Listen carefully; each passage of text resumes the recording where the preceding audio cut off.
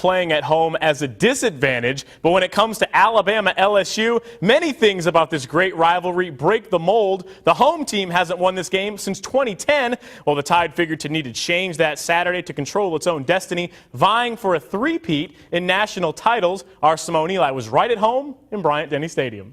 Well, the last 5 regular season matchups between the Tide and the Tigers were decided by a total 25 points. And the last time they met in Tuscaloosa, LSU got the best of Bama 9-6 in overtime. With all of that said, Saturday night was bound to be a good one.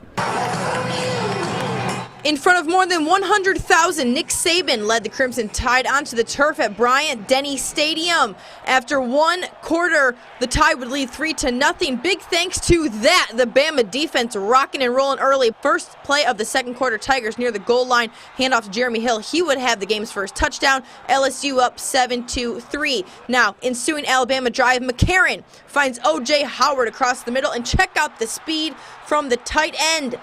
Tide would score from 52 yards out and would lead 10-7 at home, but lots of game to be played. Later in the first half, McCarron again, this time connects with Kevin Norwood. The 9-yard touchdown reception would keep Bama rolling 17-7. Norwood would get shaken up on the play, but return and be okay. 10th ranked Tigers not going away. Zach Mettenberger to Traven Durrell from 6 yards out. Tigers cut Bama's lead to 3 headed into halftime. Third quarter action now. The workhorse TJ Yeldon is gonna do it. The Daphne product ran for 2 touchdowns in the final 2 periods of the game and more than 100 yards in the second half. Those two would help Bama to a 31-17 lead in the fourth quarter. Then the Mobile native AJ McCarron would cap off Bama's scoring for the night on a 3-yard pass to Jelston Fowler. Bama wins big at home over LSU. Nick Saban satisfied with the win and the Tide's second half performance.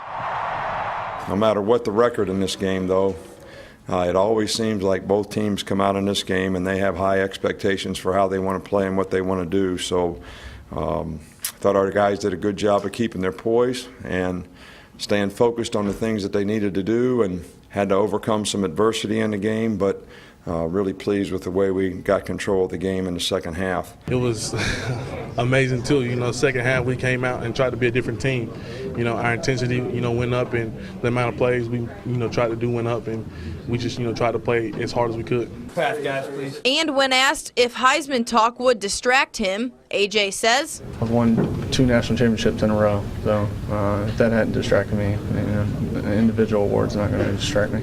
So a big night from all the local names. A.J. McCarron finishes the game with 14 completed passes for 179 yards as he breaks the all-time passing record at Alabama. Also, T.J. Yeldon finishes with 2 touchdowns, and C.J. Mosley with a game-high 12 tackles. Big night for all the Mobile natives as Alabama rolls one step closer to Pasadena with a big win over LSU. Reporting from Bryant-Denny Stadium, I'm Simone.